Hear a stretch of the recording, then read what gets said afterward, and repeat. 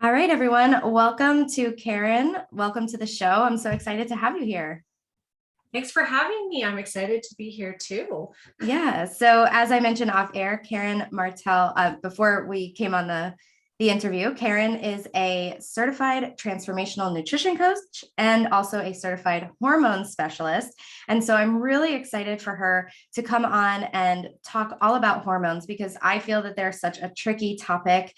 They're so elusive. There's so many of them. They're so complicated. And so she's going to help us break this down. And first, Karen, if you can start with your own story, I'd love to hear about your journey and what brought you to be interested in hormones and if you have an experience with your own health.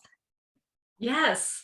So, and it was fun. It's funny because we were just off air discussing when does the hormones start to go, right? Most women don't know this. And mine started at 33, where I had my first kid, lost the baby weight while breastfeeding and was doing well with the weight side of things. Mm-hmm. And then when I stopped breastfeeding, I just suddenly started gaining weight. And I've always been very health conscious. I've been in the health industry for 25 years. So I was very oh, well, what's happening here? And I, did what every woman does at that age, which is, okay, well, what's the next best diet? What should I be doing here? Let's start calorie counting.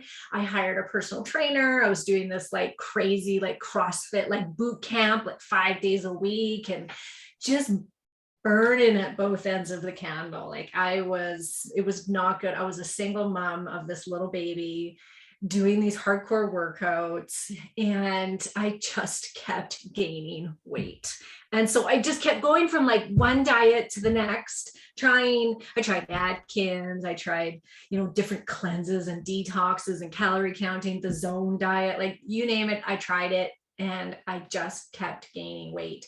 And with it, I was also having suddenly out of nowhere, it was all within a month's time span, I couldn't sleep. So I had really, really bad, severe insomnia where I wouldn't sleep all night long.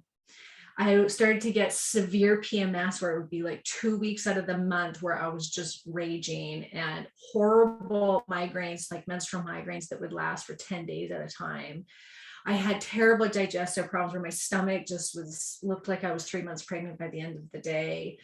I was thinking I was doing everything right by, eating the whole grains and low fat. And I was, this is a while ago. So I was still thinking that was the way to do it. No one had heard of other things at this point up in Canada. So after a year of struggling like this and watching all these women that I'm working out with that look like they're hard as rock, they're just got their six packs, and I'm just getting fatter and fatter. It was the heaviest I'd ever been. And I was so frustrated. And my doctor put me on an antidepressant. She put me on sleeping medication and was basically sent out the door and told to work out harder, basically. And I finally was there's something else going on here. And I'd had a history of endometriosis and ovarian cysts. So I kind of was and because so much was around my menstrual cycle, I'm I think it's my hormones, but no one is going to tell a 33-year-old woman, hey, it's your hormones, right? Nobody. And I finally just figured it out on my own and thought, I think there's something going on with my hormonal system. And I had a great naturopath that was a good friend of mine. And I said, can we test my hormones? And he's like, yeah, sure. So I did a saliva hormone test. And sure enough, it comes back that I had, very little progesterone, and we can talk about what that is. I had too much estrogen in comparison to that progesterone. My cortisol, which is the adrenal stress hormone, was completely tanked. So was my other adrenal hormone called DHEA. So here I was working out so much. That's crazy, right? Thinking that I'm doing what I'm supposed to be doing to lose weight, cutting calories, just doing everything wrong. And it's so funny, Daddy, because I would never have thought that I was a stressed out person. If someone said, are you stressed out? I'd be like, no, I'm just doing what every other woman does in 20, whatever that was. No, that was in 2000 something. Yeah. I mean, at 19 something, but I was just I thought I was doing everything right. And I wasn't. And I had to completely do an overhaul and be okay, what can I do here? I went on progesterone cream. I took some supplements.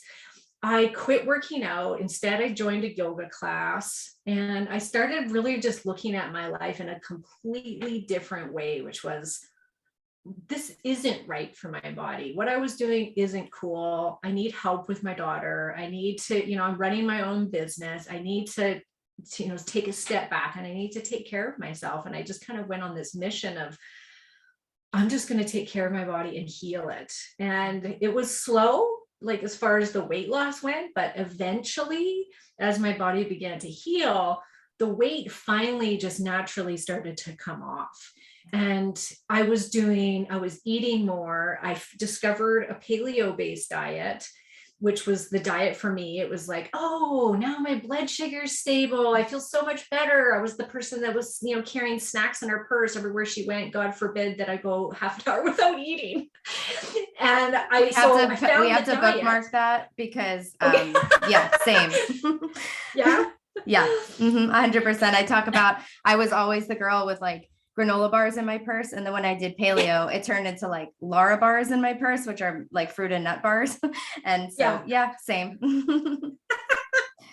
Oh yeah. I used to panic. Like if I didn't have a snack, I would literally panic because my blood sugar would drop so badly. So yeah, I found paleo, but interestingly, even though I totally shifted the way I ate and my blood sugar stabilized, I still didn't lose a pound. So I had severe weight loss resistance, and it was hormonally based. So there I was doing everything right and couldn't lose the weight. And when I fixed myself, I decided like, there's got to be more women out there that are going through what I'm going through, that don't realize it's their hormones. And our hormones really dictate whether or not your body can let go of that weight. And we're being so bombarded in our environment and internally, like the stress that's happening inside us, in our heads, how we're running our life, and then just the toxic overload. Women's hormones are not the same as your great grandmothers and grandmothers were. This is a whole different era, and we're seeing it in younger and younger women.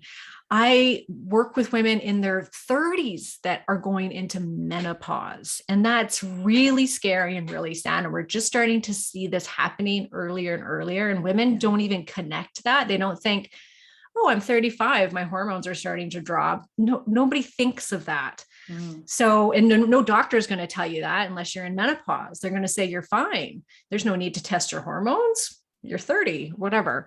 So that's how I got to what I'm doing now is that. That's amazing. I have so many, there's so many similarities in part of our story that, first of all, I also did paleo. I was struggling with my own issues. I had a lot of health issues, and I switched to paleo. And actually, I started gaining weight on paleo, and that's where my blood sugar issues started to sort of really shine, really kind of come up for me. So I thought that it would help. I didn't know that I had blood sugar issues. And so they really showed up when I was on paleo, and I still had all that weight loss resistance. And I was like, I thought because I was getting so healthy, I got rid of allergies and asthma and chronic sinus infections and healed my gut and healed my candida and all these things that I was like, I know that there's something to this diet, but there's something about it that's not quite right for me. And meanwhile, I was, pounding the kombucha and the plantain chips and having sweet potatoes and having fruit at every meal and acai bowls and smoothies. And so the paleo itself is a whole foods diet, but there's no restrictions on any macronutrient. And people will say it's naturally a low carbohydrate diet compared to the standard American diet. Yes, but not low carb in the way that I was doing it, because I was a sugar addict and carb addict. And so I came at it at a very different sort of angle. And until I really dialed in those carbohydrates and to help reverse my insulin resistance, I wasn't able to lose any weight. But I would love to dive into the conversation about that, the hormones and the weight loss, and how these things kind of really keep you stuck, because I think every single woman listening is like, oh my gosh, tell us more about that. So I'm excited to hear what you have to say about this. Yeah, and we can start with just talking about the phases of, perimenopause, between fertility, peri and post menopause, right? There's different phases, and most women have no idea what these are. No. I think that we all have in our head when we're younger, like, oh, menopause, that's like when we're like 60, right? Like, we just have no idea. Well, nowadays it's actually most common to start losing hormones and having hormone dysfunction in our mid 30s. So we actually start to go into perimenopause for most women between the age of 35 and 40. And this because suddenly what you're doing, or, you've been eating healthy, you've been doing really good. Suddenly it's like, you might gain a couple of pounds and you're going, what? I didn't change anything. What's this? And then what you used to do to get the weight off no longer works anymore. And you're going, this quite not quite what it used to be. Yeah, I'm a little nervous here because I'm 35. Oh, are you? So yeah. So I'm right on that cusp. I'm like, oh goodness, what are the signs and what do I have to look forward to? Yes, exactly. Well, we tend to be even like in our 20s and 30s with the toxins in the environment. We tend to get very estrogen dominant, but not with our own estrogen. And I think this is where a lot of women go wrong, because every woman right now thinks she's estrogen dominant. Yeah. It's the most visited blog post that I have out of hundreds on my website is about estrogen dominance. And every woman that comes through my door says, I think I'm estrogen dominant. And I'm like, actually, you're probably not. You're probably xenoestrogen dominant, which is fake estrogens. They are everywhere in our environment. And so so there's something called a receptor on your cells. And you can think of it like a little satellite dish or a little lock and key type thing, where the hormone's the key and it comes in or onto the satellite dish and opens it up and goes inside and makes the cell work, right? They're chemical messengers is technically what a hormone is. And so it has to get onto its proper receptor, which then goes into the cell and does its job. Xenoestrogens will sit on top of your estrogen receptor, and your receptors will prefer that, unfortunately, to your own production of estrogen because it's stronger. So a lot of women, we have these xenoestrogens sitting and working on our receptors, and they don't act the same as our own estrogen. Our own estrogen's a beautiful thing, and you don't want to get rid of it. Most women think like, clear out the estrogen, get it out of my body. It's going to cause me cancer. It's going to do this. It's going to do that. Unfortunately, that's not true, you guys, or fortunately, it's not true. Estrogen is the most beautiful female hormone. And you think about how you feel in a 28-day cycle for your fertile women. In the first half of your cycle, Danny, do you not feel better than your second half of your cycle? Definitely. Right? More energy, glowing. Yep. Feel like I look better. To eat healthy, right? Yeah. Like the cravings aren't as bad the first half of the cycle. You tend to work out more, have more energy, be more social, be more sexual. Like it's a vibrant time. We all we get the period and we get the few days of bleeding, but then we're just like, this is the best part of my cycle. It really is. Yes. Guess what? That's because that's when estrogen's the highest. Estrogen makes you insulin sensitive. Most women don't know that. So the right amount of estrogen makes you insulin sensitive. So that's why it's easier to eat well in the first half of the cycle. Estrogen is what makes you womanly. It gives you the hips, the breasts. It has a huge part in your sex drive. A lot of women don't know that either. They always just think it's testosterone. Yeah. Well, estrogen is the one that makes you want to actually have the sex. Well, testosterone is the one that makes you want to go out and get it. So that first half of the cycle, that estrogen is super important and we want it.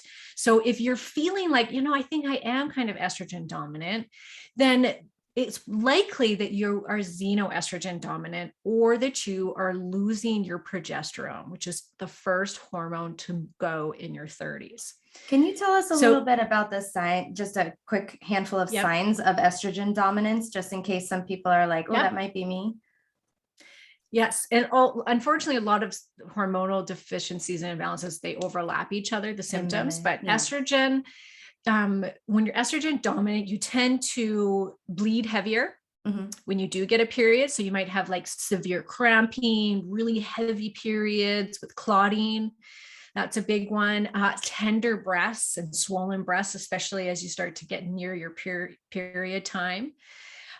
People can get very inflamed when they're estrogen dominant, where just everything is sore, it doesn't feel good. Those are probably the main things that I would say are estrogen dominant. Is really, you can really look at the cycle to see whether or not you're estrogen dominant. And when I say estrogen dominant, like there's the xenoestrogen dominant, and then there's the actual estrogen dominant. So you have really high of your own estrogen. You can't actually test for xenoestrogen. So if you actually test, and on the test, you really truly have high estrogen, then you can say, okay, I really do need to detox my estrogen. But a lot of the time, the estrogen's totally fine. It's in comparison to the progesterone. The progesterone comes along in the second half of the cycle, and it counterbalances that estrogen. And so they're like yin and yang. You have to have both, or else you go haywire. And so that's when you see a lot of estrogen dominance. It's just the fact that it's hot, it's in comparison to the progesterone. So you need to bump up progesterone. So a lot of women might find that they get a lot of anxiety in the second half of the cycle. That would be a sign too, because without progesterone counteracting the estrogen, we can get anxiety, because progesterone is very calming to the brain and helps you to sleep. You could have insomnia. That would be another one if you're lacking in progesterone. Water retention. Insulin resistance actually can be from lack of both estrogen or progesterone. So second half of the cycle, progesterone comes in. It actually helps to raise the metabolism a little bit. So it is a metabolic hormone. So it just helps to rev up the metabolism. But at the same time, your cravings go up. So estrogen drops down. We become a little, like sensitive. And because of the progesterone, it's a little more like a calming, lovey-dovey kind of hormone. You get more internal without that estrogen so high, right? So these things start to happen. But without the estrogen, we also get a drop of serotonin, which is your feel-good neurotransmitter hormone. So estrogen helps to make the serotonin. And so in the second half of your cycle, that's where the depression and the cravings can come in, because your body is trying to make some serotonin because it doesn't have as much estrogen as it had in the first half of the cycle. So it's very natural for your body to go, I need to make serotonin. And if there's no estrogen, how else can I get serotonin? Guess how? Carbohydrates. So it's extremely natural for women to crave more in the second half of the cycle, and you ain't craving broccoli and you ain't craving protein. You want the carbohydrates, and it's all for purpose. And I tell women, work with that if you can. I mean, your metabolism goes up, which is nice. So it kind of counterbalance those cravings, that, excess of carbohydrates in the second half of the cycle. But it does make you feel better, and it can help you to sleep better. So just be aware of that. The first half of your cycle, that's when, you can do more of low carb fasting. And then the second half of the cycle, honor those cravings, don't go off, and eat a dozen donuts or anything, obviously, but that's when you can purposely start putting in more safe carbs to feed that part of your system, which, could be fruit, it could be sweet potato, or dark chocolate. Those are the things that you save for the second half of the cycle when it's really hard to resist those things. So as you go into go ahead. Sorry. I just wanted to say, no, please. I do the same thing. I always say I monologue. That's why I have a podcast and you have one too, Yes. But this is so aligned with exactly what I teach my clients. And this is when I would say to, do the carb ups, because they feel more natural, and it helps. They also help there's certain foods that also help to build progesterone. I learned some of this from Dr. Mindy Pell's book, and some of these carbohydrates actually help in that sense. So we're getting the serotonin, we're getting maybe a mild boost of the progesterone. And this seems to be the time where where we intuitively want those carbohydrates, and being very low carb doesn't always feel good. And it's only when you've been really dialed in to that you can really sense like, oh, wow, I'm feeling this way. I'm having a carb craving, but it's not because I'm craving, McDonald's, or I'm craving something like a candy bar. It's like, I feel that my body needs carbohydrate, and you can use all the hacks that I teach. So save your carbs for last, eat all natural whole food carbohydrates, nothing processed or juiced or made into a flour. We are eating, we don't have naked carbs, so don't have a carb by itself. We pair it at the end of a meal. So you can go for walks after meals. So there's ways to sort of offset this, but still get the benefit. And I love that we're speaking the same language, and that we both come from that paleo world. So I love that too. Yeah. Well, and we see a lot of women right now, Danny, I'm sure you're seeing this in your practice too, women that are coming from an extreme low carb diet. OMAD is very popular right now, 1 meal a day, ketogenic. Carnivore is huge. I got a lot of carnivores with blood sugar issues, and they've been carnivore too long. Yeah. Yep. Yeah, exactly. And women need to always go back to fertility is health in women. Period. End of story. That's all we're here for, is to procreate. Whether or not you choose to, it doesn't matter. We're only here to procreate on the inside. That's your whole physiology, is go out, get pregnant, let's grow the tribe, etc. So when you are putting your system into a state where there are no carbohydrates or very little, eventually your system goes, oh, we're in a famine. There must not be a lot of food around. We're not in summer. We're in winter. Now's not the time to get pregnant.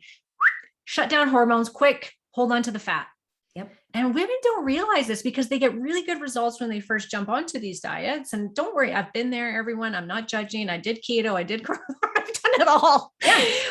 But and it seemed like it was like a miracle diet at first. And then I started seeing so many women with these problems coming out of it. Like, I just had a member the other day say, oh, I lost, so much weight when I was carnivore, and now I just seem to be putting it back on. But, I did lose my period when I was carnivore, but I'm going to go back to it because that's where I lost weight. And I'm like, that is madness, what you just said. Yeah. Madness. You're saying, even though your hormones shut down, you are going to go back and do it just because you did lose some weight on it. I'm like, that's not sustainable. Your hormones are not happy. Your hormones are your health. Yeah. You will slowly die without hormones. Absolutely. So not cool. And I've talked to several women that have lost their periods by doing carnivore or low carb. Yeah. And I'm so glad you're bringing this up, because people will ask me like, oh, you're like, you teach keto, or you're a fan of keto and things like that. I'm like, yes, as a therapeutic healing protocol. Same. And I do not recommend being on it long-term. And I sometimes debate how much to share about what I'm doing currently, because most of the people who are listening to this podcast, who are my followers on Instagram, they're at the beginning stages of their journey. They're where I was in 2016, 2017, 2018. And I did a ketogenic diet and fasting for 2 years. And then my hair started thinning, and I was like, I feel like I need carbohydrate, and it doesn't feel like a craving. It feels like my body needs it. I honored that feeling because I'm very dialed in with my diet, and I have had carbs in basically ever since, cycling on and off small amounts. And I kept that same level of health as when I was doing keto. And that's the thing, you kind of need to listen for that time where it's like, these diets, these protocols reach a maximum effective dose, and then they start to become harmful. And so we need to tune in to our bodies and be ready to listen and change. And when I was doing paleo, I very much identified myself with my diet. I was like, oh, this is amazing. I love paleo. I got so healthy. But then I developed PCOS on paleo when I was on paleo. And I was like looking into the how to reverse PCOS. And they told me, don't eat gluten, don't have dairy, don't have refined sugar. I'm like, check, check, check. doing all those things, I must be doing everything right. So I just paleoed harder. And I talk about this all the time, that if nothing changes, nothing changes. So you need to not identify yourself with a diet and instead be ready to have things that are outside of the walls of that protocol if things go awry. If things continue to be great forever and ever, you don't need to change anything. But if there is something that's starting to unravel, or you're starting to get a reversal of the benefits that you had, it's time to look in another area. And sometimes that area is carbohydrates, the very thing that was making us sick before. But it's about finding your level, your threshold of it at that time, at that stage of your life, in that point in your cycle. So as women, we have to be changing and fluxing all the time. We can't, I have so many women, and tell me if this is true for you too, who say, I eat the same thing every day. I'm like, don't tell me that. Don't eat the same thing every day. Like it's just, you can't outsource your body's need to a meal plan or whatever is convenient. Right. So I talked enough. 100%. Yeah. No, so, I agree with everything. It's so true.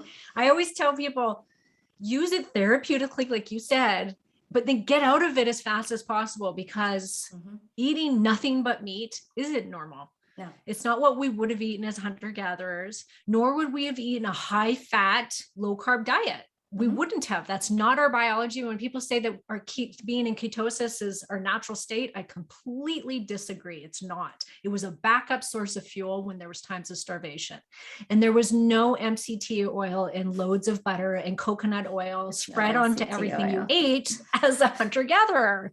It was actually protein, and we cycled. We would have times of high amounts of carbohydrates. You would eat carbohydrates to be fertile if you could get your hands on it. Like wintertime was lower carb. Like that is really, truly, if you want to get to how we really were, it's whole foods, like you said, not a bunch of baked paleo goods. Yep. Which can make you gain weight. Yeah. I wonder why I'm not eating all these paleo brownies. It's healthy, right? It's brownies. Yeah. But it's paleo. Right. Yes. Too many. And I try and tell people, like, obviously we're in 2021 here, and we're not going to be following a hunter-gatherer diet. That's just, very few people can do that. But you want to be able to get back to eating a diverse diet, because that's really truly what your body needs. The diversity is what feeds your gut, which then is good for your hormones. We want to cycle in and out of weight loss. Like, I really believe that you do weight loss in stints, because if you're a person that's eating the same every day, guess what? Your body's going to adjust to that, right? Yes. If you're eating too low carb, your body's going to adjust to that. It's going to lower your metabolic rate. It's going to lower the hormones. It's your body's smart. So you have to fight against that, in the sense of keep things up, like to keep things changing all the time. I say that constantly. Really the best advice. Keep your body guessing. Keep your body guessing. And that's why, like, if you're doing fasting, alternate it with feasting, so your body doesn't think there's a famine, because it's going to work for a little while and then you're going to hit a wall. So yeah, I love what you're saying. Everything. Amen. Yes. So amen. Yeah. So back to the hormones. I'll let everybody kind of know what happens. So between 35 and 40, you start to lose progesterone first in most cases. About 75% of your progesterone will be dropped by the time you're in your mid 40s. So that's always the first one to go. So people do become estrogen dominant, but only in the sense of they're losing their progesterone. And without it to counterbalance that estrogen's a growth hormone. So it gets out of control, that growth. So that's when you can start to gain weight. You can start getting fluid retention, inflamed, and heavy periods, clotting, cramping, tender breasts, because you've got no progesterone to counterbalance it. So if you're somebody that's in your 30s and you're starting to feel like your PMS is getting worse, that you're starting to bleed heavier, that you're getting those tender breasts, that you're not sleeping well in the second half of your cycle, you're gaining some weight, especially around your middle, and you're going, what? I didn't even change anything. And no exercise or diet seems to want to get rid of it anymore. It gets really stubborn. That is your first sign that, okay, you're losing some progesterone. And when you're in that phase, it's quite easy to remedy that with supplements and diet. So eating, of course, I always do stick with the primal based diets if I can, if someone's not vegan or vegetarian, because protein should always be a priority. And we've seen this in study after study. Actually, low carb diets and low fat diets have the same results as far as weight loss goes. Not a lot of people know that. Yeah. It's the protein that really, I think, is the most important of the macronutrients that we want to prioritize, is getting in enough protein. So you can change your diet around, you can get more protein in, you can start lifting more weights, you can do things like take Vitex. It's a great herb that really helps your own body's production of progesterone. Vitamin C helps production of progesterone, vitamin E. So there's things that you can do. You can start doing seed cycling. I think you probably have heard of that, right? Mm-hmm. Where you eat certain seeds in the first half of your cycle, flax and pumpkin. And then the second half of your cycle, you eat sesame or something. Yeah, I think that's right. It's sesame the two S's go together. Sesame sunflower, and yes. sunflower. Yeah. That's how I remember it. And the flax is the number one phytoestrogen. So it's really great. And then the other ones help promote progesterone. So you could do things like that and they really work. And you work on your adrenal system because the progesterone makes cortisol. So as you start to lose progesterone, your cortisol gets really funky too. And so stress will have more of an impact in your 30s and 40s than it ever did prior in your life. Perfect. So when you suddenly feel like, I just don't feel like I can handle things as well, like your nervous system's a little more fragile than it used to be, this is a lot because you're losing that progesterone and that cortisol gets funny. So some people get too high, some people get too low, but it usually starts to go too low in a lot of women, or at least get dysregulated. So you have to pay attention to the stress. So there's a lot that you can do in that fertile time of your life, at the end of your fertile life, that you can do that don't contain hormones. Some people have to go to the hormones because they're so far gone, and it's rare in your 30s. And then as you hit your 40s, shit hits the fan down here. I can't wait. It kind of does. Oh my gosh. I'm so nervous.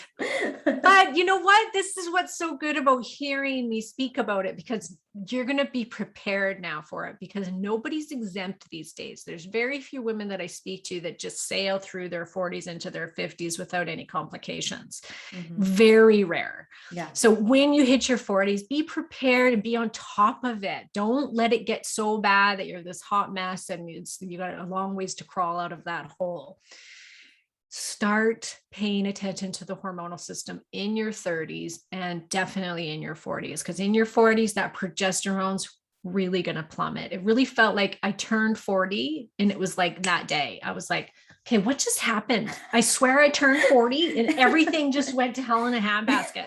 And I remember going to my doctor about it, and she said this, I complained to her about it. I'm like, I don't know what happened. I just turned 40 and everything just went to shit. And she's like, you know what? I wish somebody would have told me that, Karen. She's like, same thing, 40. And it was like, everything just went. And I'm like, yeah, I don't know. It's like the magic number. So at 40 and up, you can start to look at replacing that progesterone, because as you age, it's simply a matter of your ovarian function slowing down. And there's no amount of diet or herbs that are going to bring those levels back. It's just a matter of them going, see ya, we're done. This is it. Back in the day, women only lived till about then. And then we were gone. We would die. We had early deaths. Now we're living twice as long. And so, are you serious? Oh, yes. That's crazy. Yeah, because a lot of people are like, oh, but it's so natural to go into menopause. And I'm like, but it's not. They didn't need us anymore. It's not supernatural.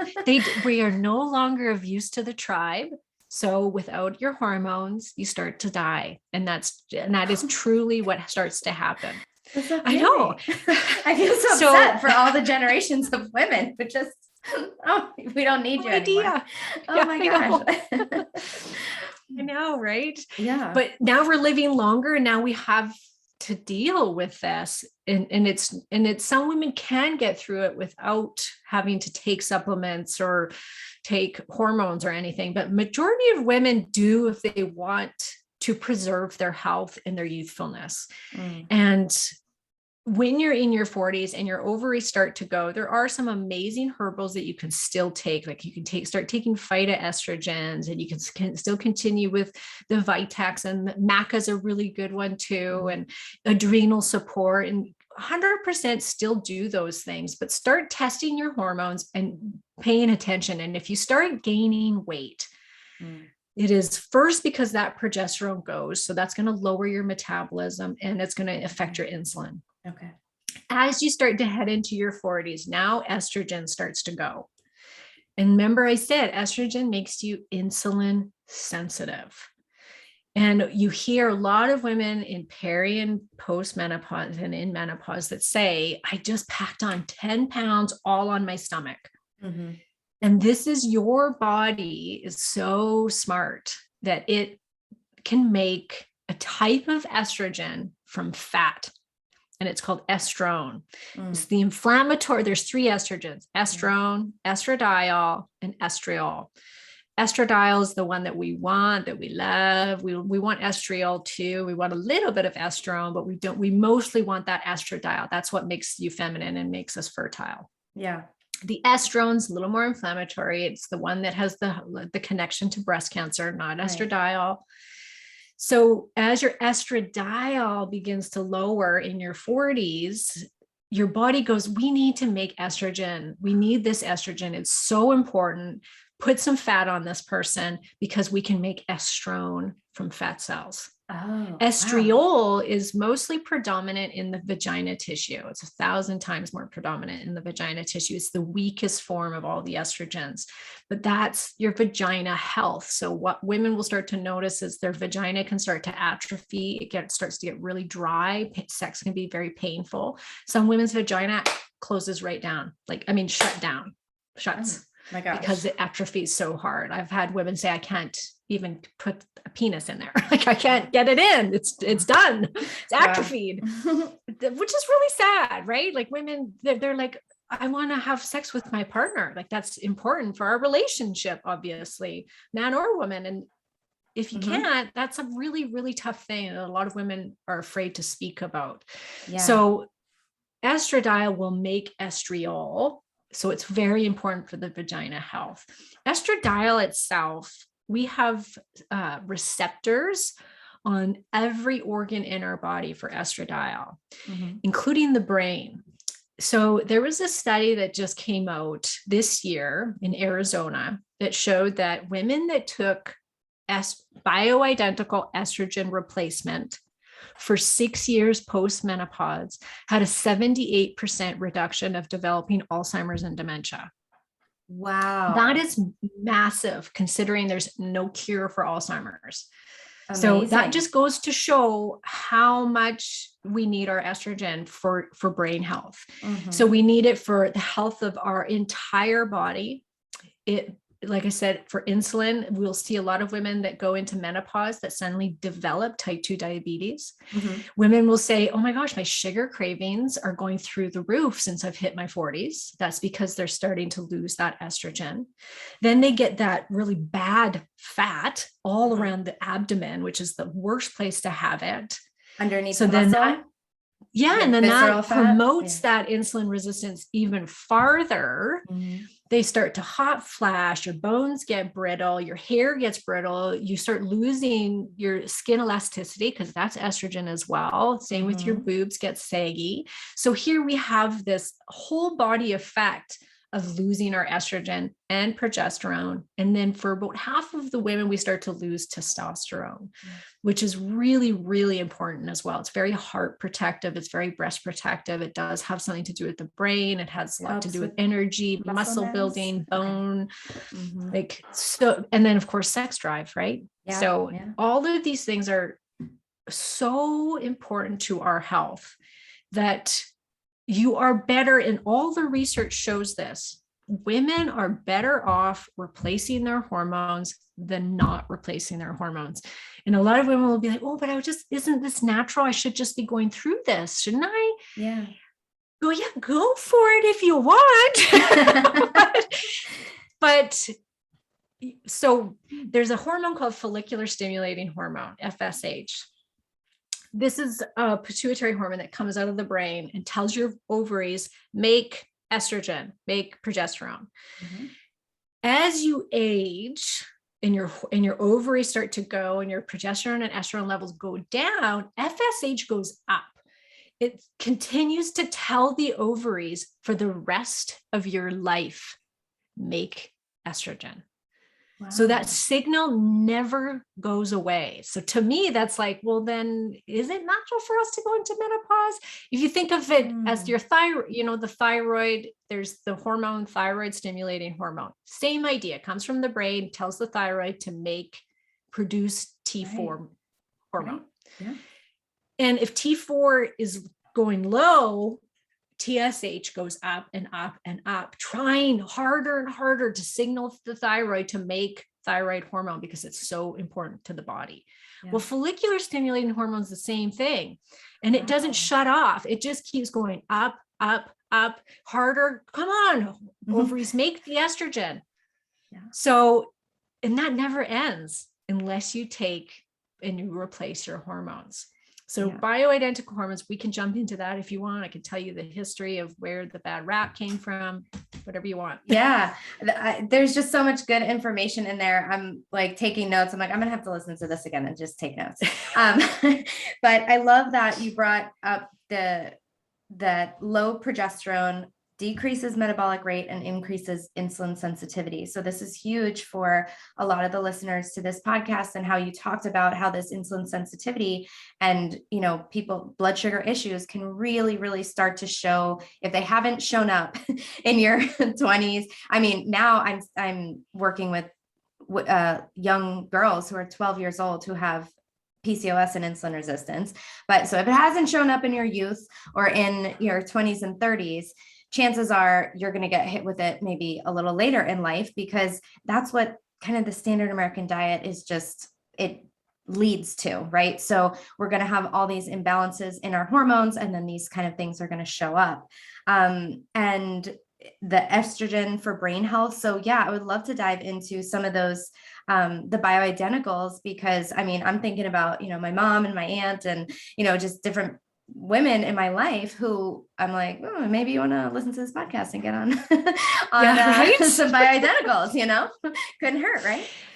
Well, my mom, who's 67 right now, she's always taken progesterone, and she was somebody that's like majority of women out there that said, don't ever take estrogen, you'll get breast cancer. So she was like, she had a hysterectomy in her early 40s, and she's just been on progesterone since then. Well, in the last couple of years, she started to lose a lot of her brain function, and her dad died of Alzheimer's. And I have the Alzheimer's gene. I'm guessing she does as well. So she started to lose her words. She started to get really foggy brain. She started gaining weight. So this happened quite a bit later. For most of it happens much earlier. Mine started at like 42, but she was later on. And so I said, Mom, you just have to start estrogen. So I gave her all this information about the safety of estrogen replacement. And I started her on a really low dose and kept her there. And we just, let's see how this goes. Well, 3 months in, and she's like, I cannot believe how much I've changed. She's like, my brain is so much better, so much sharper, and I've lost half of my belly fat. It's like, I have a client for you. I have several clients for you. Yeah, that's amazing. That's amazing. It really is. And so what happened was back in the 1950s and earlier, Premarin, which is pregnant horses' estrogen taken out of their urine. This was this was estrogen replacement, and it's still here today. Women are still on Premarin. Back then in the earlier 1900s, it was the number one prescribed medication in North America, number one, and it stayed there for decades. So you have to think like, wow, all these women were all on Premarin for years, for, I think it was like something close to 100 years. It was back and forth between like second to first number one prescribed medication. Wow. Then in 1997, I think it was, the WHI study, which was the Women's Health Initiative study. It was the largest study that had ever been done of its kind. Mhm. There was hundreds of thousands of women, and they put millions of dollars into it. They had a couple different groups, right? So they had women that had hysterectomies that were on Premarin only. Then they had a group of women that were on Provera, which it was, Prempro, which was a mixture of Provera and Premarin, which is fake synthetic progesterone, but it's called progestin. That's what's in birth control pills, everyone. Just keep that in mind. And then they had this horse's urine, pregnant horse's urine. That arm of the study within like 4 years stopped. They yanked the study early and stopped it because there was an increase, a small increase, not a large, a small increase of uterine cancer and breast cancer and blood clots. So they were like, oh my God, stop.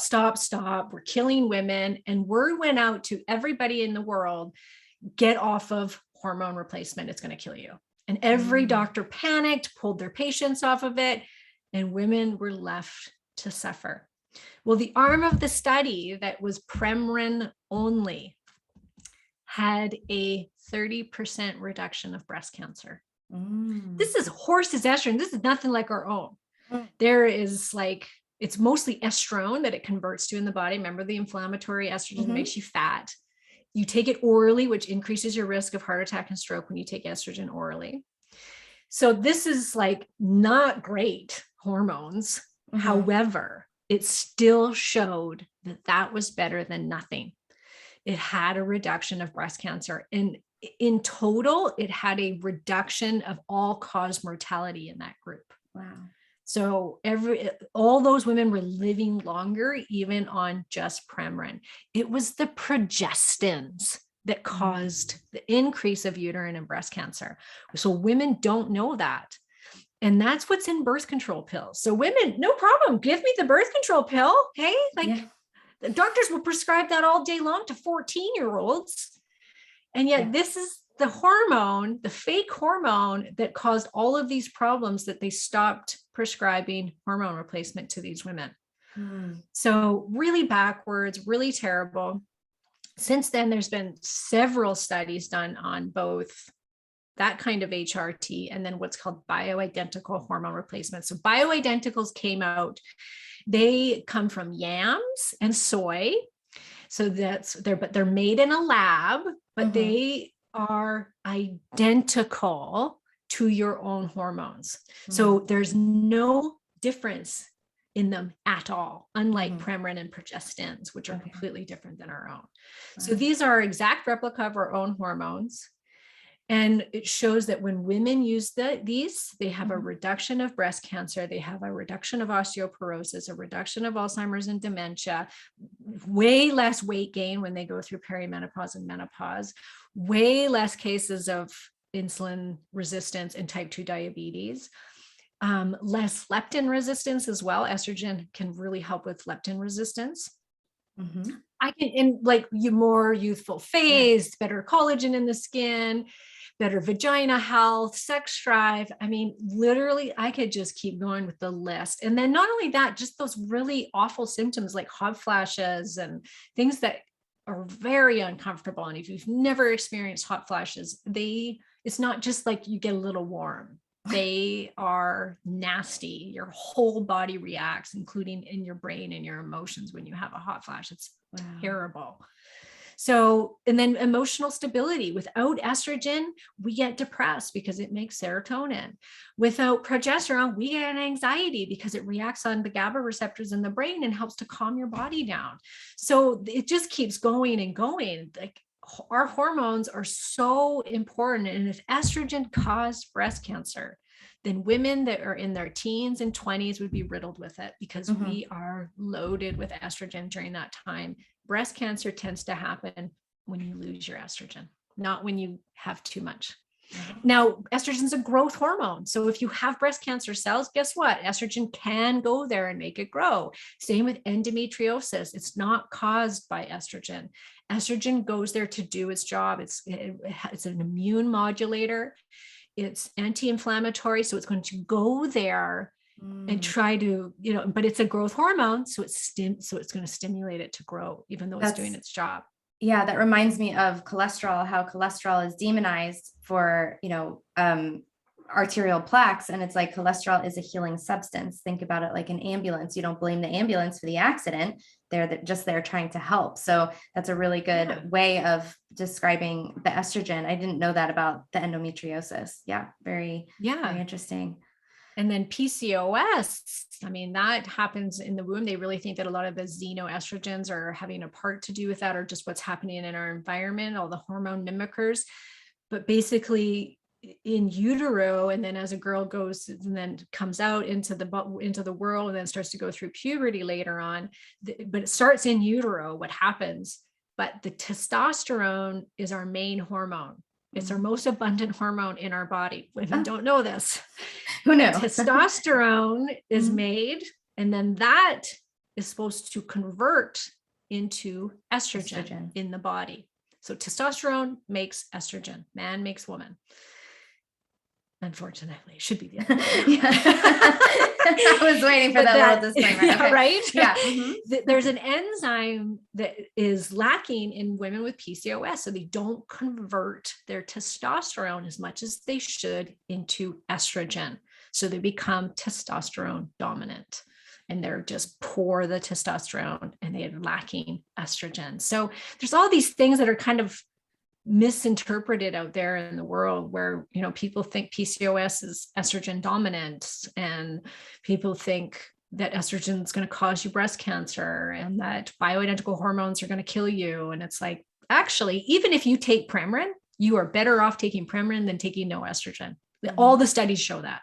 Wow. And I've done whole podcast episodes where I dig into all the PubMed, like just nothing but concrete scientific studies that have been done on bioidenticals and regular hormone therapy to debunk everything. Because you go onto the internet, it's like the first thing you see, don't take estrogen, like it's going to cause all these problems. It's like, no, it's not actually. It's going to really make you feel like $1 million. Yeah, this is such helpful information. And we are coming up on an hour here, and I could obviously talk with you all day and listen to you all day. But I wanted to ask about testing, because so many women will say, oh, my hormones are fine. I got a blood test from my doctor and everything is fine. And the message that I want to share with the world is that blood testing is not the appropriate source of testing for so many things with our health. For some things, it's really helpful. For other things, not as helpful. Hormones happens to be one of those things where there's a variety of tests which could be really helpful. So can you dive into that a little bit for anyone who's like, I need to just get tested and see where I'm at?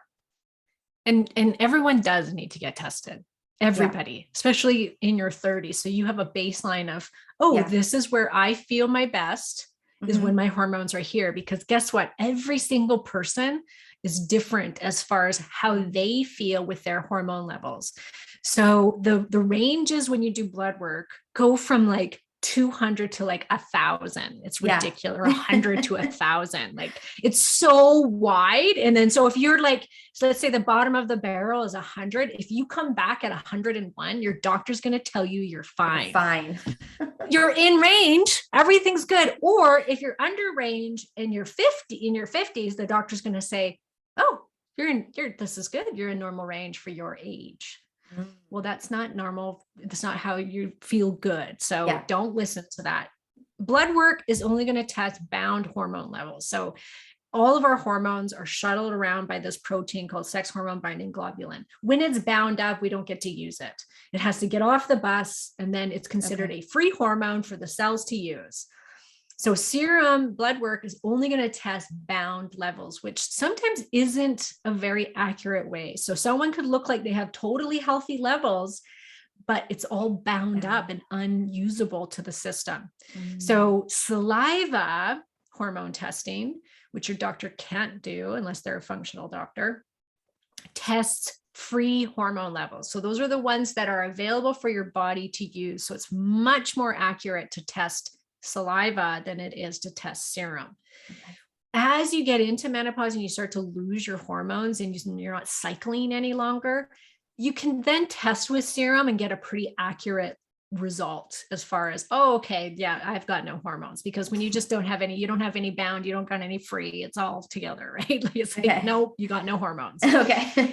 But if you're going through perimenopause and you're in your 30s or your 20s, then doing saliva is probably going to be best. If not, urine hormone testing. So there's the Dutch test, which tests what's called hormone metabolites. So this shows you how does your body break down these hormones. And that is like, it's some of the best information you could know about your body and about, like, if you're trying to lose weight and trying to optimize your health, it's probably the number one test for every woman to take, because you want to know how you break your hormones down, because that can tell you too, hey, what pathway is my estrogen being broken down? There's 3 different pathways it could be going down. Some of them are more toxic than others. Some of them are more connected to breast cancer, like the estrone, right? So it's going to test estrone, estradiol, estriol, and it's going to tell you the metabolites also are a reflection of how much you have. So it's not only going to tell you how you break it down, it's also going to tell you what kind of levels you have. Yeah. It's going to give you cortisol, cortisone, like how does your body break down your stress hormones? You know, is it floating around too long? So now your cortisol is too high, or do you clear it out too quickly? And so it's actually too low. It's going to tell you cortisone versus the cortisol, because on my Dutch test that I took last year, my cortisone came back a little bit higher, and I don't even know what that is. Yeah, it just means that it's you process it quickly. So that's the metabolized cortisol. Cortisol is what comes out first, and then the cortisone is how is your body getting rid of it. Okay. So if it's high, it means that you get rid of your cortisol quite quickly. So sometimes that can become a problem because it'll drain your cortisol levels. And so you want to slow down that. So for someone like you could maybe go on licorice root, which makes cortisol stay inside the body longer before it's broken down. Thank you. Yeah. I also had high progesterone, like high. Is that normal? Are you on Vitex or anything? No. Yeah, that's unusual. You just don't usually find that. Yeah. Are you prone to more depression or anything? Like, do you nothing like that? Because sometimes people prone to anxiety more than depression. Because I run fast, but I mean, I feel fine mentally, and my periods are super regular, and I feel good to go. Yeah, I feel good about it. So okay, I feel great. Yeah, that's awesome. See, my progesterone's always been very low. So. Yeah, I've been on progesterone cream since I was in my early 30s, on and off, and now I'm always on it. But so some people will have high progesterone metabolites, and that is a sign that they could experience more depression because it's the metabolites are what kind of slow you down. They're anti-anxiety. So it's interesting that you actually are more prone to the anxiety. So How was your estrogen? My estrogen, I think, was good. I mean, we can look at it. You could tell me, but I know that the one that the estrone was the lowest amount, and the person who was interpreting the test for me told me that it wasn't too high or anything. So that's I don't know. It sounds like you're doing well hormonally then. Okay. Yeah. So I feel like I don't have the metabolites. Symptoms. Yeah. I don't feel like I have hormone symptoms. I feel really good. Like I used to have so many, but I feel like what I'm doing is kind of working. So I'm going to hold on to that for a little while, but come back to this podcast if I need to. You're so aware too of that, which is so helpful, because when things start to go haywire, which they will, it does for everybody. It could be you might not be like, I've had women that are in their 50s that are just starting to feel perimenopause. I'm like, how is that possible? But it happened. Like they never had a hot flash. They don't gain weight. So, there's some women that do sail through it, but about 85% of women do have some repercussions. And then there's also things that are going on behind the closed doors that maybe your body's fine, like on the outside, but on the inside, like you could get higher cholesterol, you can have more insulin sensitivities and, things like that. So always good to just be aware. basically, Totally, right? Like if totally. you start to feel like things go, like your PMS starts to get worse, you get heavier bleeding, like you not get some insomnia, then okay, this is what Karen said was going to happen, and time to go get my hormones rechecked and see if Yeah, there's something that's changed. yeah, yeah. Yeah. So That's those really are all helpful. like saliva and urine are the best. They're the gold standard for testing as a fertile woman and in your perimenopausal years, which is from 35 to usually about 50. And then after that, once you lose your period or start losing it, you can go by serum, but you can't use serum for the adrenal hormones. The adrenal hormones, the gold standard is saliva. Not urine, not in blood, has to be saliva, because that's going to test 4 points throughout the day to see what your cortisol is doing, your free cortisol levels, and that's going to be the most accurate. Yeah. Yep. That's so helpful. Thank you so much for sharing this. I feel like we could talk forever, but I'll let you go now. So thank you so much for coming on the show. Can you tell everyone where they can find you? Yes. So you can get a lot more information off my podcast, which is called The Other Side of Weight Loss. And then you can find me at KarenMartel.com. I've got a great quiz on there that can help you get started as far as if you suspect that there could be a hormone deficiency or an imbalance. That's the test to start with, because it's going to kind of tell you what maybe your number one hormone imbalance is, and then what you can do about it. So it's a great place to start. Awesome. Thank you so much, Karen. Thanks for being here. I appreciate Thanks for having me. The amazing knowledge that you shared, and this is going to help so many people. So thank you again.